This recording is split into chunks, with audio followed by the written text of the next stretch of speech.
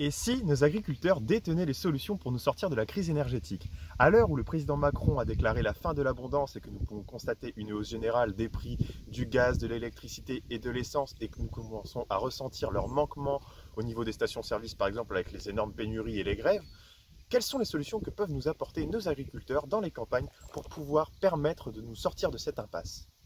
Une des solutions proposées par nos agriculteurs est la méthanisation. Mais qu'est-ce que c'est? La méthanisation, c'est un procédé de fermentation des déchets organiques qui se développe aujourd'hui. À partir de ces déchets que l'on va chercher à valoriser, vont en ressortir deux choses. La première, du biogaz qui peut être injecté dans des circuits urbains dont tout le monde peut se resservir au même titre que le gaz naturel. Et la deuxième, le digestat. Le digestat, lui, est le résidu qui va ressortir de cette unité qui peut être ensuite remis dans les champs, qui peut être déployé dans les champs afin de s'en servir d'engrais. Depuis quelques années, les régions s'intéressent à ces projets de méthanisation. Et par exemple, en 2017, la région Hauts-de-France a lancé un appel d'offres afin d'implanter sur son territoire des unités de méthanisation. Plusieurs projets sont entrés en concurrence, notamment un projet lancé par la mairie de Lille sur les alentours de Frelinghiem et Verlinghem, afin de pouvoir chauffer une piscine grâce à cette technique de méthanisation. Un comble quand on sait qu'aujourd'hui, la mairie de Lille a décidé de diminuer la température de sa piscine pour limiter les effets de la crise énergétique. Ce projet n'a pas été retenu. En revanche, le projet de la communauté d'Arras a lui été retenu et la première pierre du projet a été implantée il y a 2 semaines. Malgré le fait qu'ils fussent retoqués par la région Hauts-de-France en 2017, le projet autour des communes de Verlinghem et Frelinghiem a malgré tout continué à se développer, cette fois-ci sans l'appui de la MEL. Nous avons pu joindre Antoine Crépin, un des initiateurs de ce projet, afin qu'il nous explique les tenants et aboutissants et les complications auxquelles se confronte le projet aujourd'hui. On a continué à réfléchir à ça,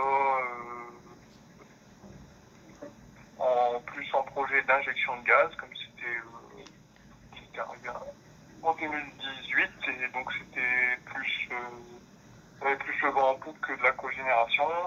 Donc à la base, en fait, c'est un projet collectif qui a été initié par un groupe associé à Encuma. Donc je ne sais pas si Encuma ça vous parle. C'est une coopérative d'utilisation de matériel agricole. Et donc la réflexion elle a commencé sur un groupe au sein d'Encuma de dire est-ce que ça vous intéresse de valoriser surtout les effluents d'élevage, donc les fumiers, les lisiers.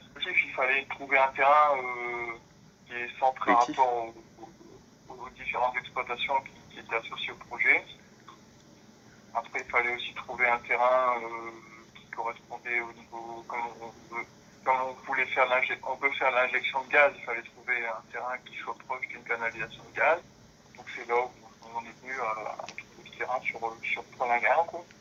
La première problématique, c'est de savoir si on peut injecter du gaz et à quelle quantité on peut l'injecter dans le réseau par rapport à la consommation locale qui est faite. À savoir que la consommation de gaz, c'est surtout en été où elle est la plus faible. On ne peut pas injecter plus de gaz qui en est consommé. Ça, on ne peut pas le stocker. C'est un peu les problématiques qu'il a fallu aborder au début avant de se lancer.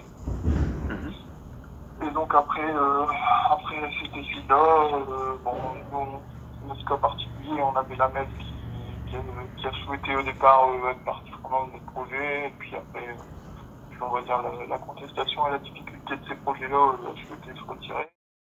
De l'unité de méthanisation de 2017 prévue sur la commune de Verlinghem, ne reste plus grand-chose. En effet, à l'époque, il était prévu de réchauffer une piscine grâce au procédé de la cogénération qui permet de faire ressortir de l'humidité, de la chaleur et de l'électricité. Aujourd'hui, le projet est différent. Il prévoit de faire ressortir de cette unité du biogaz injectable dans un circuit autour de 3 communes qui pourrait permettre de chauffer ou de fournir en tout cas environ 1000 foyers. Évidemment, l'innovation de ce projet a un coût, environ 6 millions d'euros. C'est pourquoi les agriculteurs ont décidé de s'organiser en coopérative, ensemble, environ 10 agriculteurs y prennent part, afin de financer le projet.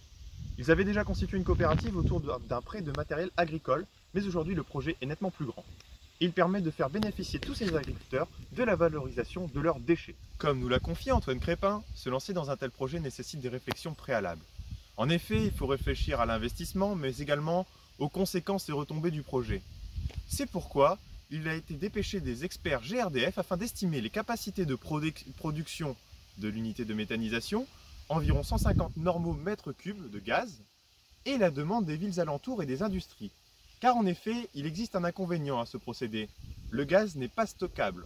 On ne peut l'entreposer et s'en resservir lorsqu'il est nécessaire de l'utiliser plus tard, par exemple lors des pics de consommation de l'hiver.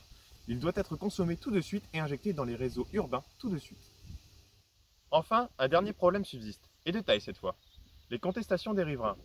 En effet, selon eux, les unités de méthanisation produiraient des nuisances sonores, mais également odorantes. C'est pourquoi certains projets de méthanisation, comme celui d'Antoine Crépin sur la commune de Verlinghem, sont aujourd'hui quelque peu à l'arrêt et ont perdu le soutien de la mairie de Lille, ou également dans la commune où nous nous situons, à Ménesly, où un projet de méthanisation est totalement à l'arrêt à cause des contestations des riverains.